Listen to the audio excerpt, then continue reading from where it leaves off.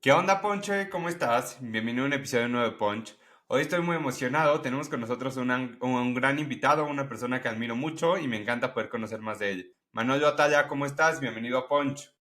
Mi querido Elio, ¿cómo estás? Muchísimas gracias y muchísimas gracias por la invitación. Manolo Atalla es un emprendedor mexicano reconocido por su éxito en diferentes ámbitos. Comenzó su carrera en medios y luego se unió a Yahoo en el área de ventas, lo cual le permitió adentrarse en el ecosistema digital.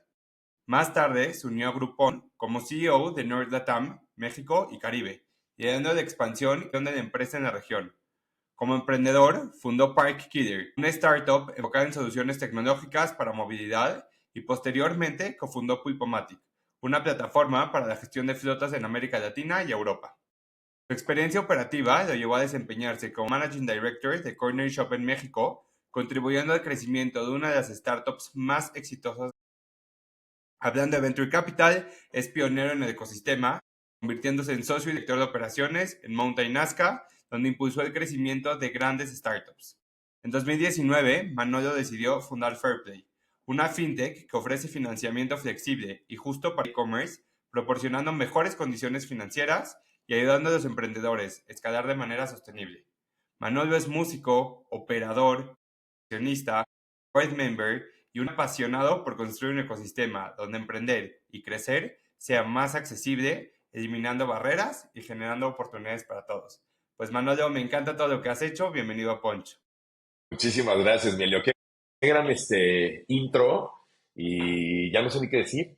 Ya no sé ni de qué vamos a hablar. No, y bueno, como siempre en todos los episodios, tenemos esta sección de preguntas llamada 5D. Son 5 preguntas rápidas, cortas, aleatorias, lo primero que te llega a la mente, ¿va? Buenísimo.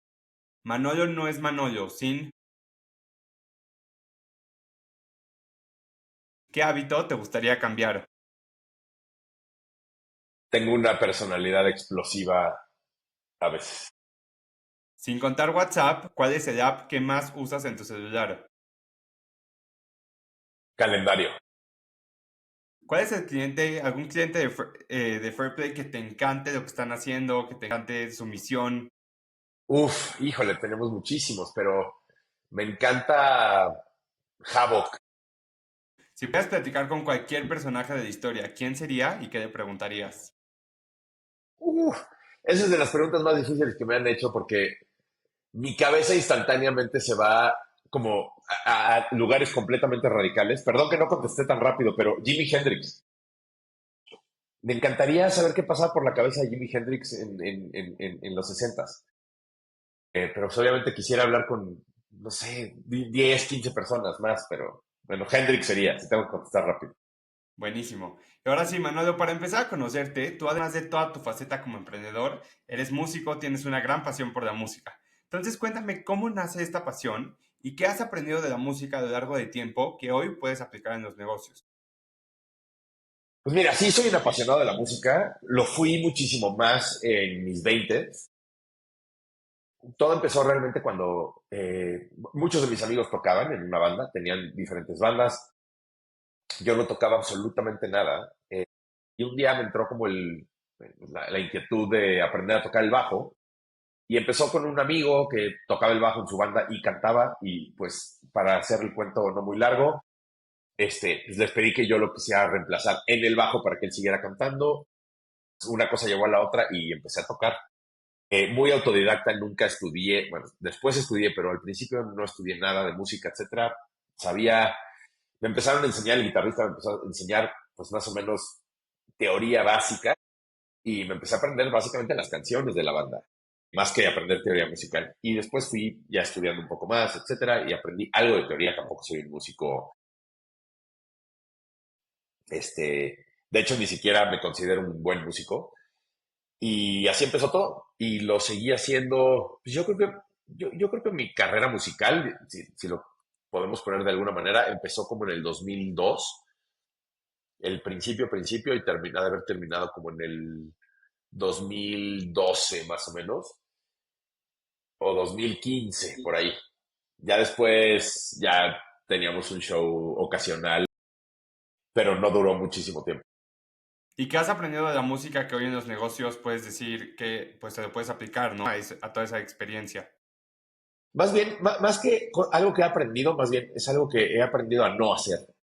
O sea, los músicos son muy, los artistas en general, son bastante románticos con su producto, ¿no? Y les cuesta muchísimo trabajo monetizar, pensar a nivel financiero, pensar a nivel marketero, pensar a nivel operacional. Se enfocan tanto en su producto que es la construcción de la música, del género que están tocando, etcétera, que descuidan muchísimo la parte financiera y la parte de crecimiento en general. Ha habido exponentes que, por ejemplo, hablando de mexicanos, que me gusta mucho cómo lo hacen porque mezclan los dos, aunque su música no me gusta absolutamente nada, es Maná. Maná es una empresa. Maná no es una banda, Maná es una empresa. Entonces, creo que ellos lo han hecho muy bien. Y hay otras bandas que suenan espectacular, pero que no son empresas. Por eso se desintegran, porque acaban por desertar, ¿no? Muchas veces a la industria porque no saben cómo monetizarlo y pues nadie puede vivir de aire. Lo que he aprendido es a cómo monetizar cualquier producto. Todo es monetizable.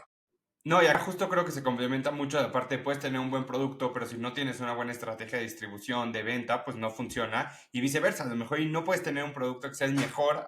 Probablemente hay muchos mejores músicos afuera, pero que no tienen toda la parte de estructura, de empresa, que pues no triunfan como deberían o como podrían. Exactamente. Es más, creo que cualquier persona que cante en el mundo canta mejor que Fer de Maná. No me gusta nada como No nos canta. vaya a escuchar para que no. No, que nos escuche, no, que nos cancele, a mí me da igual. No me gusta nada como canta, pero ha hecho una empresa. Obviamente, Sergio Ballín y Alex, el baterista, son buenísimos músicos, obviamente, pero es que el Fer de Maná no puedo poner. Pero no nos importa. El punto es que no tienes que tener el mejor producto de la historia, pero sí puedes tener un gran servicio, un gran canal de distribución para comercializarlo, finanzas sanas, unit economics, todo eso sí lo puedes hacer. Y bueno, para empezar a conocerte, tú empiezas en la carrera de negocios internacionales y decides hacer Dropout. Entonces cuéntame por qué decides hacer Dropout, cómo fue tu experiencia y hoy si estuvieras en ese momento, ¿hubieras hecho algo diferente? A ver, el tema del dropout. En realidad, en la universidad sí me corrieron. Pues, no voy a poner así como corrido de la universidad. Pues, pongo dropout en mi LinkedIn y así, pero pues en realidad me corrieron.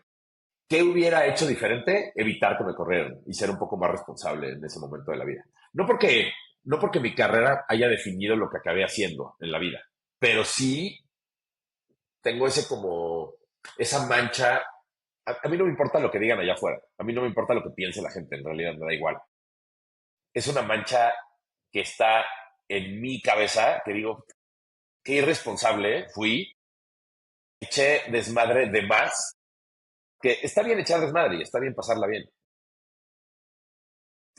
Crucé la línea y llegué a que me corrieran y no acabé la carrera. Es algo que me hubiera gustado. Por lo menos terminar la carrera me hubiera gustado. Aunque no me hubiera servido de nada, pero me hubiera gustado terminarla. Eso hubiera hecho diferente.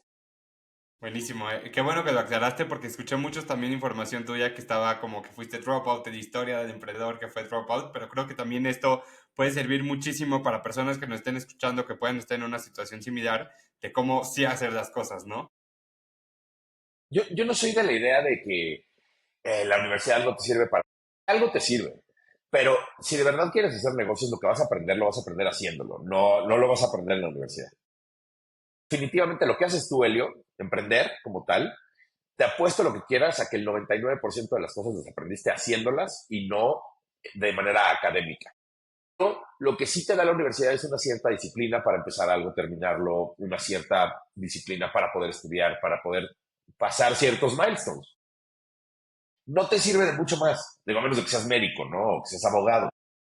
Pero si eres administrador de empresas, negocios internacionales, marketing, etcétera, la verdad, lo que vas a aprender lo vas a aprender en la vida, en la escuela de la vida, no en la escuela de... No, de hecho yo soy Dropout y por eso venía mi pregunta, ¿no? Para poder entender un poquito tu mindset en ese momento. Y sí, sin duda creo que ejecutando es cuando más se aprende. Sin duda la universidad te da muy buenas cosas. A mí me encantó mi experiencia universitaria, pero también me encantó haberme salido a la mitad. Está bien.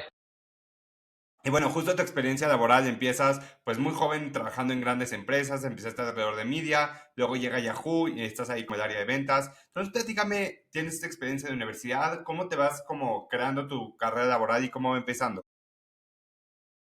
Mira, se divide en, yo creo que dos cosas importantes. Una de ellas es suerte. No, si no tomas en cuenta o no aceptas que la suerte tiene un factor importante en el desarrollo de la carrera de alguien, pues eres muy soberbio, ¿no? Y la otra es, tengo una característica en mi personalidad que o sea, a mí no me da vergüenza nada, ni me da nervio el llegar a hablar con alguien y decir y proponer y hacer cosas, me da un poco igual. Soy aventado tengo poca aversión al riesgo. Una de las cosas que creo que empezó a forjar mi carrera fue empezar a observar que había ciertas oportunidades y tomarlas. Ahí sí, morder como pitbull y no soltar, ¿no? Y agarrar esas oportunidades, porque no se vuelven a se presentan otras, pero esa misma oportunidad no se vuelve a presentar dos veces. Una oportunidad que pierdes es perecedero 100%. Creo que al inicio de mi carrera fui muy aventado, muy inocente también, ¿no? Porque a veces te avientas a cosas de manera muy inocente, que a lo mejor si las pensaras un poco más no las harías, porque el nivel de complejidad es alto, el nivel de riesgo es muy alto, etcétera. Y creo que tanto en mi carrera en media como en mi carrera ya en el mundo digital, después en Yahoo, en Groupon, etcétera, fue un tema más de aventarme al precipicio e ir construyendo el paracaídas a la mitad, como suena como cliché, pero así es la verdad. Siempre con el estandarte un poco de vamos a construir cosas increíbles. O sea, a mí lo que más me ha gustado siempre en mi vida es crear cosas increíbles. Nunca he sido el mejor en nada, pero siempre he aprendido de todo. Y eso es algo que también es un arma. Si te vuelves muy especialista en algo, pues te vas a meter profundamente en algo y lo vas a solucionar de 0 a 100 ese algo. Yo he sido más generalista y he sabido más como navegar en el aprender un poco de todo, digo, con un cierto nivel de profundidad. Aprender un poco de todo y ese ha sido como mi superpoder. Y sobre todo, mi superpoder es encontrar a la gente que sí, de verdad, sabe mucho más que yo. Y justo te escuché decir que cuando estabas en Yahoo llega esta oferta para entrar a Groupon y hablabas como tu toma de decisión, ¿no? Cómo tomaste esta oportunidad, cómo realmente lo evaluaste, estabas en una etapa pues temprana de tu carrera que tenías más que ganar que perder, pero ¿cómo se ve tu toma de decisiones cuando llegan pues de repente ofertas, ¿no? Estabas en Yahoo, una gran empresa que sabías que estaba pues consolidado y que podías crecer ahí. Entonces, ¿cómo decides tomar una oportunidad diferente y pues empezar a construirte en un ámbito completamente diferente? Pues mira, yo creo que de nuevo, la parte de suerte y entra la parte de naive, ¿cómo se dice? De inocencia un poco, de decir, pues, güey, la verdad es que está increíble estar en Yahoo, pero la oportunidad, o sea, si me sale bien lo de Groupon, podría ser 10 veces mejor que Yahoo. Si me sale mal, el outcome no es tan negativo. Me voy a Google y pido trabajo, veo en dónde. O sea, yo honestamente nunca se me ha cerrado el mundo. Entonces, y como no me da vergüenza ir a hacer cosas y decir, no, no tengo trabajo o no tengo esto, quiero hacer esto, me encantaría hacer esto, puedo agregar valor aquí y allá. No me cuesta trabajo ni me pone nervioso el qué va a pasar después. Entonces, como que asimetría en los resultados me encanta. Esa asimetría de decir, en grupo me puede, o sea, si gano, perdón, gano 100. Si pierdo, pierdo 2. Esa asimetría me fascina. Cuando se dan momentos así, los tomo sin pensar, porque esa asimetría para mí es un no-brainer. Eh, la poca versión al riesgo también obviamente tengo un sesgo. Yo soy una persona de casi 45 años que no tengo esposa ni hijos, me permite tomar riesgos muchísimo mayores que una persona que tiene, pues que está a cargo de una familia, a nivel financiero, a nivel protección, a nivel todo. Yo estoy yo. Entonces eso me permite también hacer más cosas y moverme más rápido en toma de decisión. Hay gente que pues tiene que consultar con sus familias, con su esposa, etcétera, y es muchísimo más difícil ponerle un grado más de inestabilidad a su vida familiar que yo, ¿no? Y justo tu experiencia con Groupon, ¿cómo fue? O sea, llegas como el CEO de México, después tomas México y el Caribe. Entonces, ¿cómo fue empezar a construir un equipo local, empezar a escalarlo y vivir una experiencia completamente diferente que en Yahoo, como en el área de ventas? O sea, si pudiera elegir dos palabras para describir mi vida en grupo, era caos y emoción. Todo el tiempo estaba dividido entre esas dos. Todo el tiempo era caos y era emoción. O sea, cuando me dan esa posición o me dan esa oportunidad, yo tenía 29 años.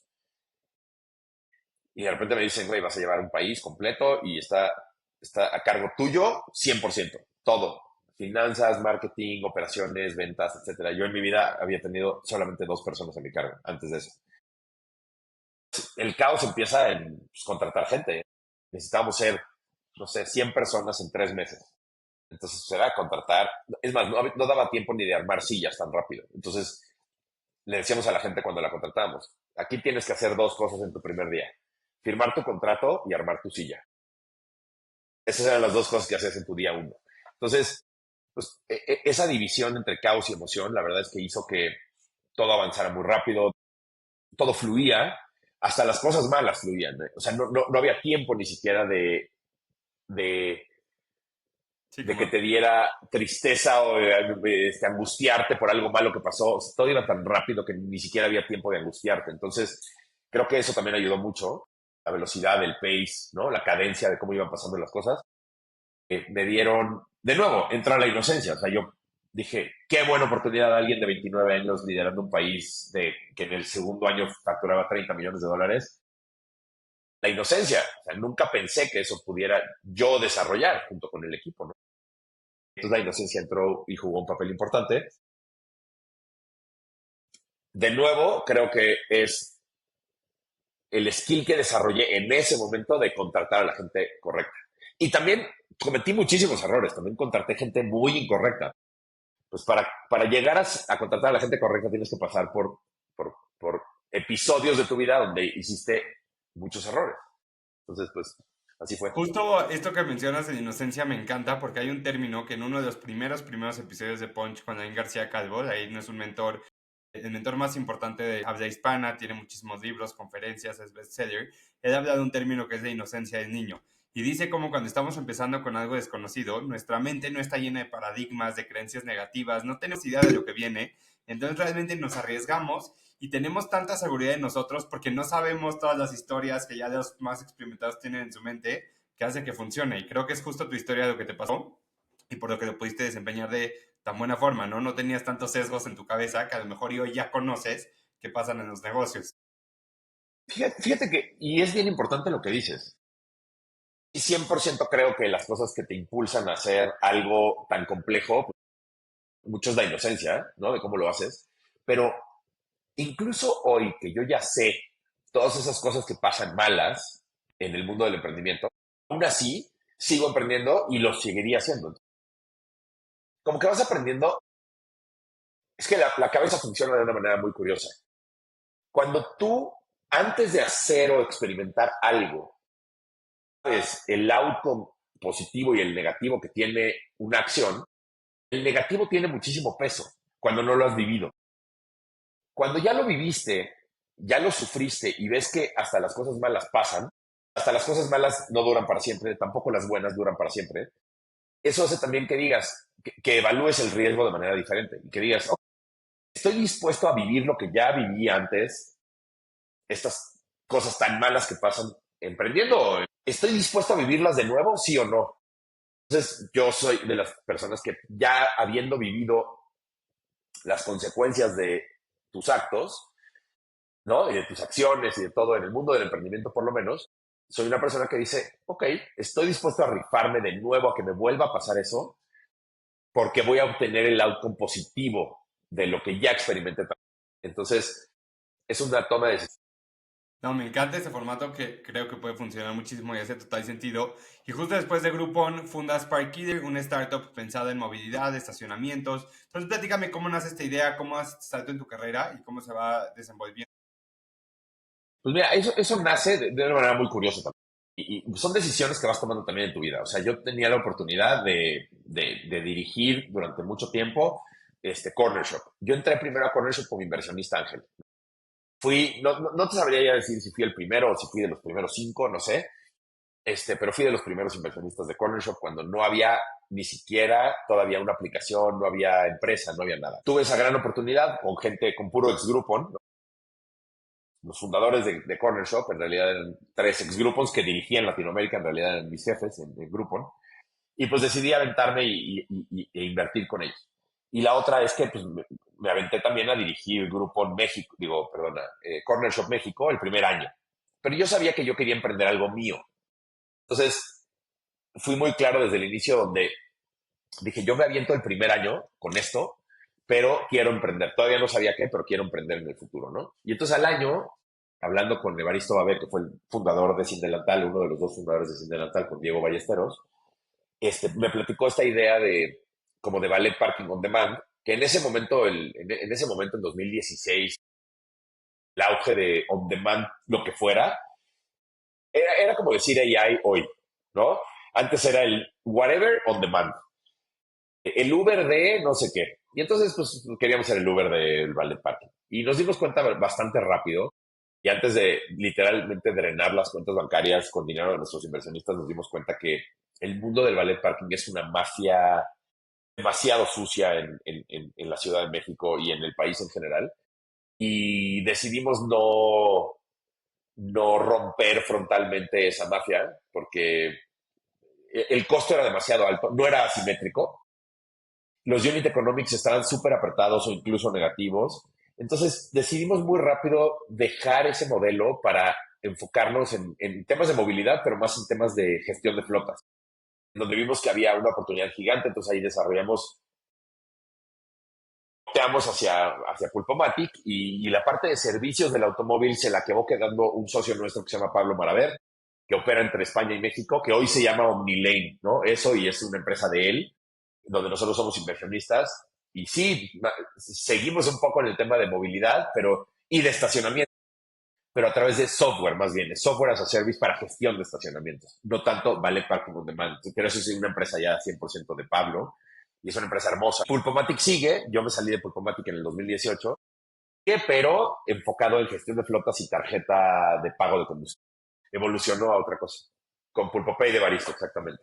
Entonces yo me Buenísimo. salí en 2018, Pulpomatic, y así fue como surgió estos dos emprendimientos con Baris. Tú justo ahorita mencionaste la parte de Corner Shop. Sin duda, Corner Shop ha sido una de las startups más exitosas de la región, con un éxito increíble por parte de Uber. ¿Qué aprendiste tú estando tan en contacto con una empresa, pues con tanto crecimiento, con un crecimiento tan rápido y estando tan en contacto con los founders, ¿no? Daniel, Oscar, Juan Pablo. ¿Qué aprendiste de ellos que hoy puedes aplicar en tus negocios? Fíjate que, a ver, primero siempre voy a hablar maravilla de ellos a nivel profesional y a nivel personal, porque como personas son, o sea, son top notch, o sea, de verdad son personas increíbles. Tengo una relación bien diferente y sí, bien diferente con cada uno de ellos, ¿no? Y mi admiración, a pesar de que para los tres es exactamente igual, los admiro por cosas muy diferentes, ¿no? Y sus capacidades son muy diferentes. O sea, para mí el mejor CEO que he conocido en la historia es Oscar. Es un gran CTO, tiene una capacidad de mover gente a nivel visión, misión, estrategia, etcétera, con una manera súper simple de expresar cosas. Y eso es lo que más me gusta de él. Lo que más le he aprendido de él es comunicar cosas complejas de manera muy simple.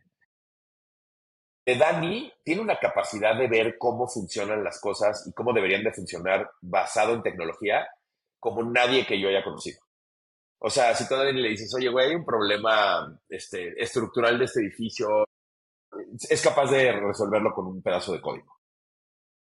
Juan Pablo, Chuck, tiene una capacidad, tiene una humildad brutal, primero que nada. O sea, es de las personas más inteligentes que conozco y tiene una humildad brutal y tiene una capacidad de hacer que las piezas se embonen a nivel operativo, flujos, etcétera. Y obviamente tiene la capacidad también de ingeniero, porque es ingeniero, o sea, él hace código, se arregla sus propios problemas operativos con código y eso es brutal. Entonces lo que aprendí de Corner Shop y de ellos tres en lo particular es la visión nunca la puedes comprometer. O sea, tú no puedes prostituir la visión de tu compañía ni la misión que tienes. Y cuando parte de tu misión es dar una experiencia flawless a un cliente, es muy poderoso.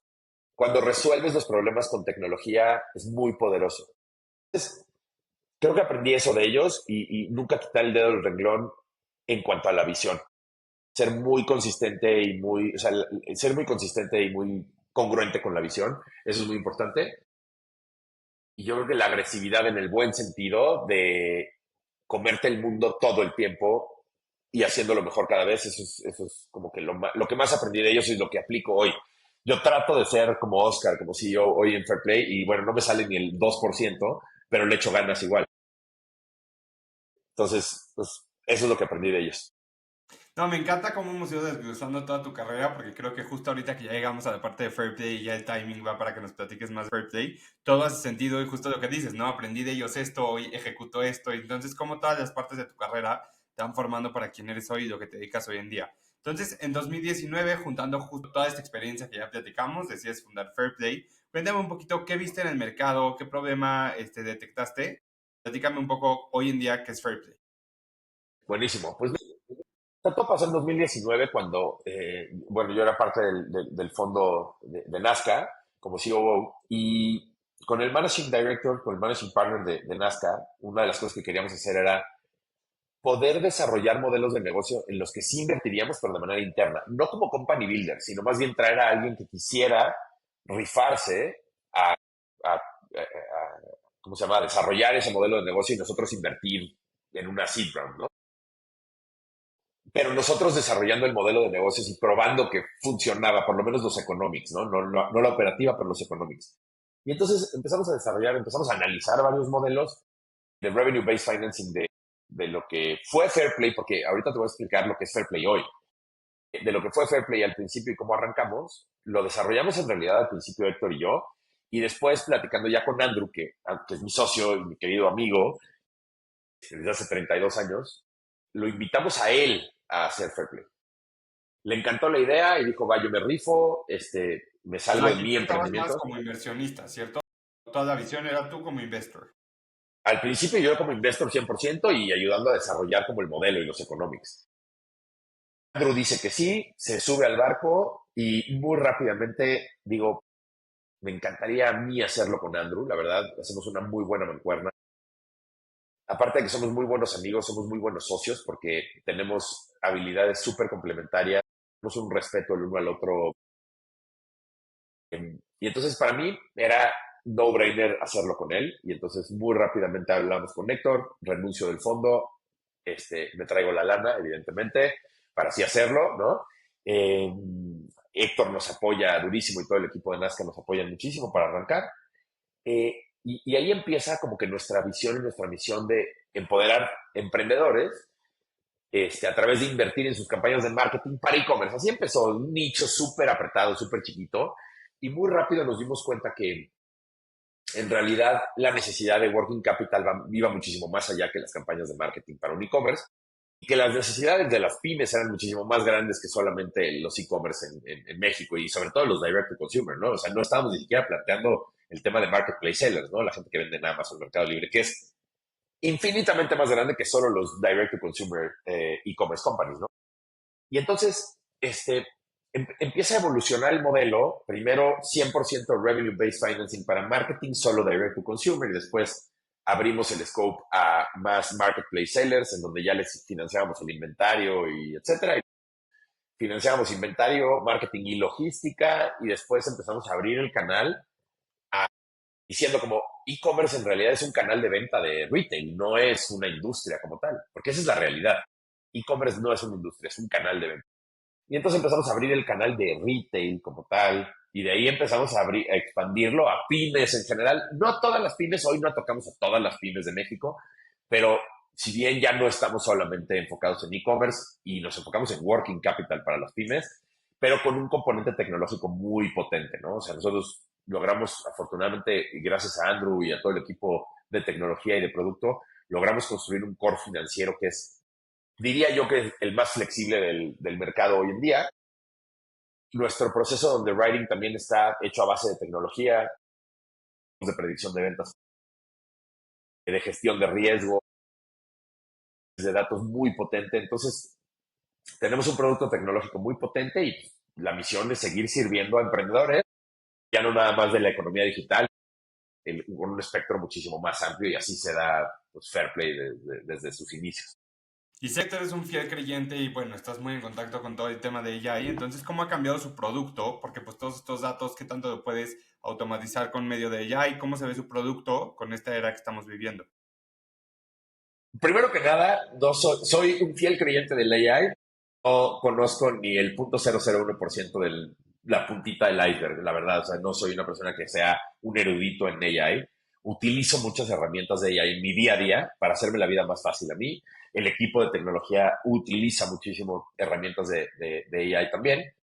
Lo que hemos visto, y quiero abrir un paréntesis bien importante aquí, porque todo el mundo tiene un sesgo bien erróneo del tema de AI.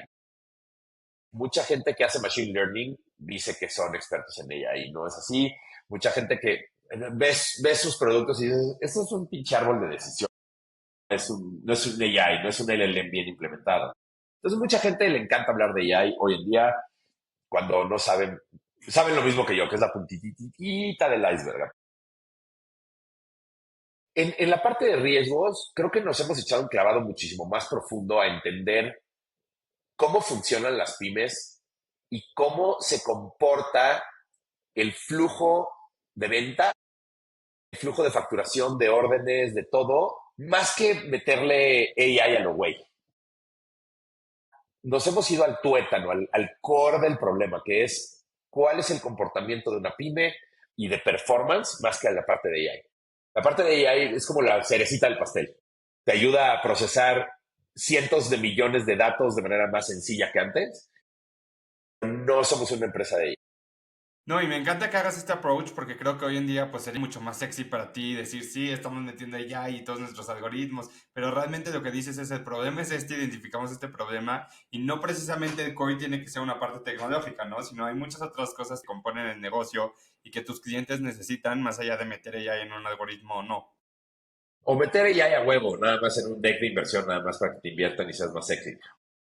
Es como si, imagínate que alguien tiene un modelo de negocio, el que quieras, tradicional. Una ferretería, cabrón. Si una ferretería usa un CRM y un Inventory Management System y utilizan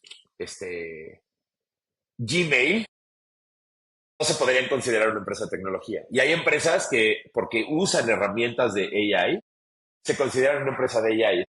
Para mí eso es nonsense.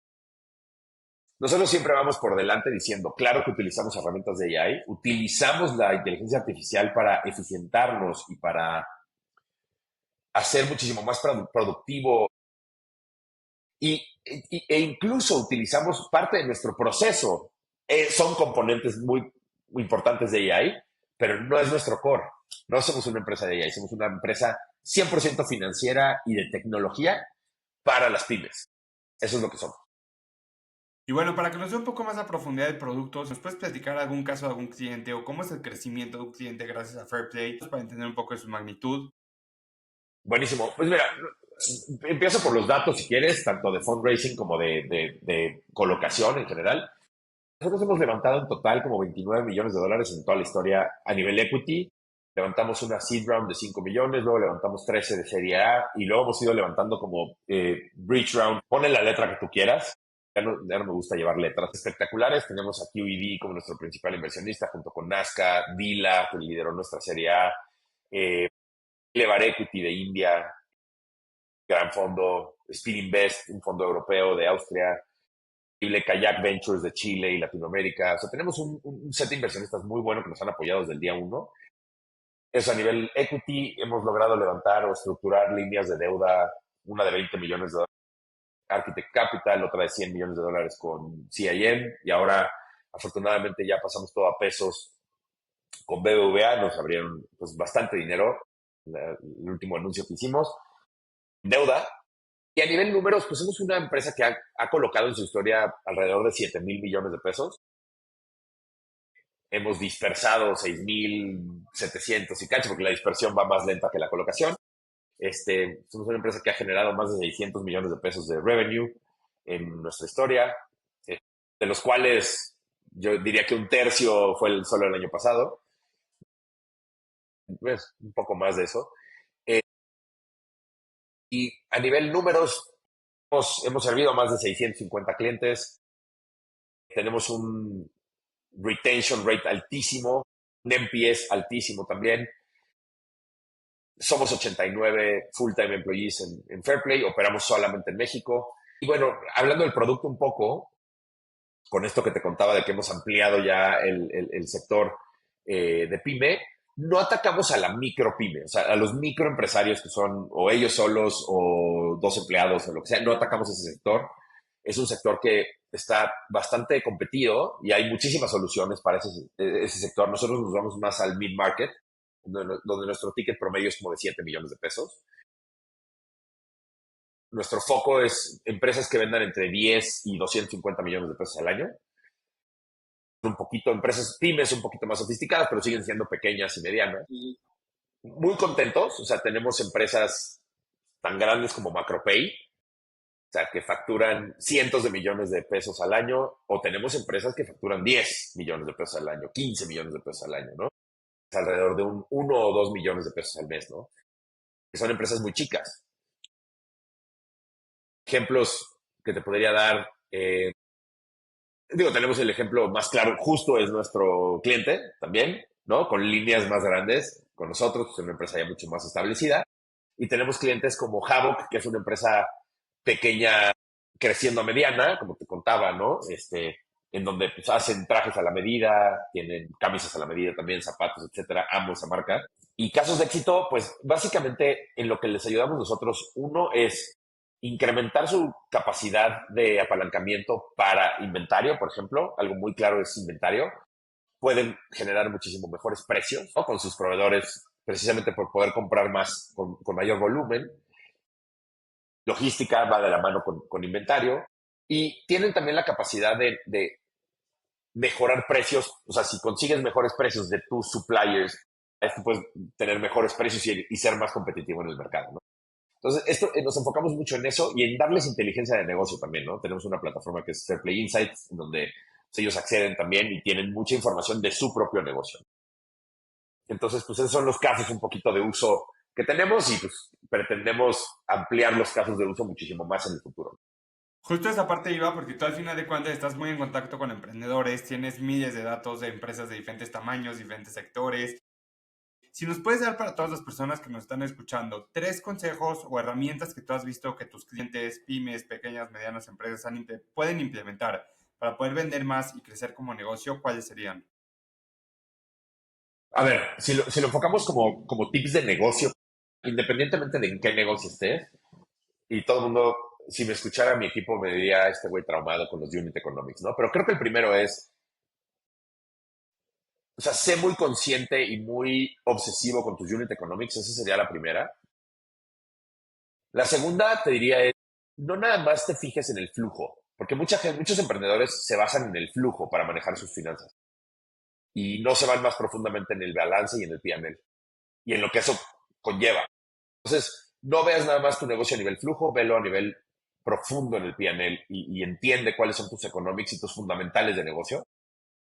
Y te diría que la tercera es en dónde inviertes tu tiempo y tu dinero. O sea, hay cosas que te mueven la aguja muy poquito, que se les invierte muchísimo tiempo y dinero y recursos, que no tienen ningún sentido hacerlo, pero se escucha sexy, se escucha lógico, se escucha y se toman muy malas decisiones cuando se le invierte de más a algo tan marginal en cuanto a revenues, en cuanto a crecimiento, en cuanto a valor agregado. Entonces, debe ser asimétrico. Perdón, ahí sí debe ser simétrico. O sea, agrégale recursos a lo que más te agregue valor o a lo que más le agregue valor a tu cliente. No seas asimétrico en eso. No le agregues poco valor a lo que te genera mucho y no le agregues muchísimo valor a lo que te genera marginal. Me Serían los encanta. 3 tips. Gran parte de tu trabajo es estar en fundraising, estás muy en contacto con todo el tema, también tienes tu experiencia con Nazca. Entonces, en el contexto de que tenemos muchos emprendedores que nos escuchan, ¿cuál crees que es el mindset correcto y una estrategia para poder levantar de fondos top? Bueno, ahí te va. Hagamos a un lado de la ecuación primero lo de los fondos top. Primero, date cuenta si tu negocio realmente es un negocio para venture capital o para private equity o para cualquier otro tipo de financiamiento. Es tan sexy, se ve tan bonito los posts en LinkedIn de levantaron 80 millones de dólares o 5 o los que sean y sacar tu pinche logo de tu compañía en la madre esa de Madison Square Garden ahí en el de Nasdaq. O sea, todo eso se ve muy sexy, pero tienes que estar muy consciente de que es un juego muy diferente. Tienes que estar dispuesto a jugar ese juego, a entender ese juego, a saber que no vas a estar en tu compañía por los siguientes 30 años, porque tus inversionistas necesitan desinvertir. Entonces, Si estás aquí for the very long run, o sea, si quieres hacer una empresa que trascienda el tiempo, tal vez Venture Capital no es el, el, el tipo de Sí, el camino financiamiento, correcto. ¿no? A lo mejor es private equity, a lo mejor es bootstrapear y luego levantar un poco de ángeles. A lo mejor no necesitas tener un crecimiento tan acelerado. Mucha gente dice, porque soy emprendedor, necesito dinero de venture capital y no es así. Primero analiza si tu negocio hará, si tu negocio requiere los niveles de crecimiento que te pide venture capital, de crecer. Entiendes si realmente tu negocio está hecho como para que tengas tantos inversionistas o no. Checa si puedes bootstrapearlo o no, si puedes crecer con deuda o no. Tienes que hacer un proceso de análisis muchísimo mayor antes de definir siquiera si vas con Venture Capital. Y también si estás dispuesto a jugar este juego, ¿no? Que como bien dices, es un juego completamente diferente a todas las otras alternativas financieras que existen. Muy diferente. Y tienes que estar dispuesto y tienes que tener el estómago para hacerlo.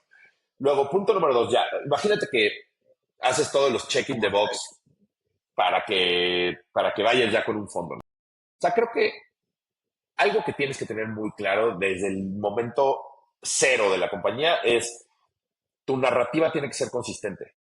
O sea, tienes que entender muy bien cuál es la misión, la visión de tu compañía, porque si no la tienes muy clara, el mensaje se nota, ¿no? O sea, los fondos detectan, así como los tiburones huelen la sangre, fondos de inversión huelen la incoherencia o la no consistencia en el mensaje o los flaws en tu modelo. O sea, tienes que tener todo muy bien armado, tienes que entender que no nada más es la emoción de emprender, sino que tienes que tener una historia muy bien contada, que sepas cómo vas a ejecutar. No quiere decir que todo lo que tú le expresaste al fondo del día uno se vaya a dar como tú se lo contaste. Las cosas van a cambiar cada día, pero que tengas el outcome muy claro de lo que quieres lograr, de cómo lo quieres lograr, aunque las cosas vayan cambiando en el camino. Es como cuando alguien me enseña un Excel de un modelo de negocio, digo, está muy bien, me fijo más en cómo lo construyó, si tiene una lógica detrás de cómo lo construyó, que en realidad se vaya a dar el que en el año 3 venda 282.6 millones de pesos. Me da igual porque sé que no se va a dar. O sea, yo ya voy con la cabeza como inversionista, yo ya voy pensando que no se va a dar, pero me indica mucho de cómo el emprendedor o la emprendedora construyeron ese modelo. Si tiene sentido, si los economics, si no es un pinche Excel volado nada más porque me quieren vender que van a ser un $1 billion company en 6 meses. Entonces, me enfocaría más en la estructura mental de cómo picharle a un fondo que tenga una cierta cadencia y una cierta lógica, que tengas un cierto nivel de agresividad, pero no te vueles la cabeza queriendo ser el pinche emprendedor más soberbio. No quiero ser Elon Musk en el día uno, porque Elon Musk se tardó décadas en ser Elon Musk. Este, y me enfocaría también en que te enfoques más en trabajar que en estar levantando dinero todo el tiempo. O sea, dedica el tiempo necesario a levantar dinero, pero enfócate en ejecutar. Porque al principio, para una seed round, es bien romántico. Te dedicas a levantar dinero, nadie te puede decir que no. ¿Quién te va a decir que no? Nadie te puede probar que lo que estás diciendo no se va a dar. Todo es assumptions. Entonces, cuentas una bonita historia y probablemente puedas levantar dinero. Pero después, con la ejecución, ya tienes los resultados que vas a ir a mostrar para levantar rondas subsecuentes. Y ahí sí, nadie se va a tocar el corazón ni te va a creer porque eres un gran contador. Se van a enfocar en los números que ya lograste. No, y esa parte Entonces que ya no es... mencionas creo que es súper importante, ¿no? Realmente dedicar el tiempo a trabajar para que todo lo que estás vendiendo se haga y no pasarte toda la vida vendiendo promesas o vendiendo sueños que realmente ni estás ejecutando. Exacto, que se materialicen las cosas que salieron de tu boca, ¿no? Y te diría que una tercera también es, eh, y esto es un consejo que no sé cómo la gente lo tomaría, pero cuando tú estás añadiendo gente que te agrega valor al cap table o que te está dando dinero, hay mucha gente que se confunde con que tus inversionistas son tus jefes y no es así. Tú le vendiste un pedazo de la compañía a tu socio, que resulta que es un fondo de venture capital. No es tu jefe. Hay un board y hay un tema de governance y tienes que ser responsable y accountable por las decisiones que tomas, pero más bien utiliza a tus inversionistas como armas para crecer. O sientas que le tienes que reportar porque son tus jefes. Eso es algo bien importante. La dinámica de poder que hay entre Venture Capital y los fundadores a veces está mal construida. Me siento, y Andrew, mi socio igual, nos sentimos muy afortunados de tener los fondos que tenemos porque realmente son nuestros socios, no nuestros jefes. Y ellos lo tienen claro y nosotros también. Entonces, creo que es algo bien importante y es algo que de saque le recomendaría mucho a los emprendedores y emprendedoras que vayan a levantar dinero, que tengan mucho en cuenta esto, pero que tampoco vayan con una soberbia porque les van a dar un bofetón. Tampoco traes el hilo negro, sentirte la última coca del estadio. O sea, no seas soberbio, sí ten en cuenta que le estás vendiendo, te estás asociando con alguien. No, me encanta todo este approach que diste porque fue muy diferente a lo que normalmente escuchamos, ¿no? Como del mindset correcto, de ir y levantar, sino aquí es identificar todas las partes que pueden pasar con este modelo y si ya estás, pues es otro camino que tienes que tomar, pero antes definir si estás dispuesto a hacerlo. Ya para empezar a cerrar, la pregunta obligada que le hacemos a todos nuestros invitados. Si pudieras dejarle un solo consejo a la juventud, ¿cuál sería y por qué? Mira, a la juventud, qué bueno que no me dijiste que lo dijera rápido y con una sola palabra, porque no soy una persona de Aquí una lo que sola tú palabra. quieras.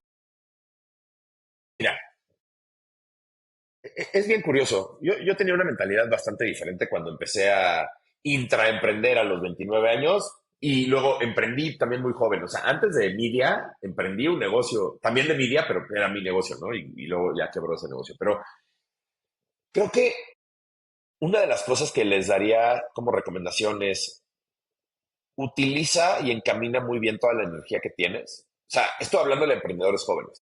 Encamina muy bien la energía que tienes a aprender y a ser curioso, porque esa curiosidad te va a llevar al, a resolver cosas bien importantes. Si le dedicas esa energía a eso, en lugar de estar yéndote con las cosas que brillan del mundo del emprendimiento y del venture capital y de estar viviéndotela en eventos. Claro que está muy bien ir a eventos al principio porque haces muchísimo networking. Eso está muy bien. Pero enfoca tu energía, porque cuando estás en tus 20 tienes muchísima energía. Lo que te sobra es energía. ¿Has escuchado el tema de los triángulos invertidos de la edad? Cuando estás en tus 20, imagínate que los triángulos tienen tres picos, ¿no? Siempre tienes dos de tres. Cuando eres muy joven, tienes un triángulo así, invertido, en donde tienes mucha energía y tienes mucho tiempo, pero tienes poco dinero. Cuando estás en tus 30 y tus 40, se invierte un poquito el triángulo, en donde tienes ya más recursos, tienes todavía energía, pero tienes muy poco tiempo, porque estás construyendo una familia, un negocio, etcétera, etcétera, ¿no? O sea, tienes poco tiempo. Lo que caracteriza a alguien entre sus high 30s, 40s and low 50s es eso, que tienes algo de recursos, mucha energía, poco tiempo. Y cuando estás entre tus 55, 60 y la que te muera, tienes bastantes recursos, ya vuelves a tener mucho tiempo, pero ya no tienes energía. Entonces, al principio, uno de tus recursos principales cuando eres joven es la energía. Dedica esa energía a ponerla en la curiosidad, que es la que te va a llevar, si quieres emprender, a resolver problemas de verdad importantes. No hacer la siguiente app para pasear perros. De verdad, meterle tiempo a la creatividad, a pensar, a hacer research, etcétera, para resolver cosas grandes. Ese sería el único consejo, porque de ahí se ramifican muchas más cosas positivas. Me encanta, pues ¿qué viene para Manolo? Ahorita acaban de levantar esta línea con BBW Spark. ¿Qué viene para Fairplay? Platícame un poco qué viene para ustedes en este año. Pues mira, este año va a ser un año bien importante para Fairplay, en donde vamos a consolidar todo lo que hemos construido, cimentarlo muy bien para la siguiente etapa de Fairplay, que pues yo creo que va a ser una etapa muy potente, porque vamos a lanzar nuevos productos al mercado, a convertirnos un poco en una empresa de tecnología, o sea, vamos a continuar como una empresa de tecnología, pero muy enfocada en temas de embedded lending. Entonces, esa estrategia viene muy potente como canales de distribución, o sea, desarrollar los canales, etcétera, va a ser bien importante. Estamos en proceso de fundraising también para una siguiente ronda de equity.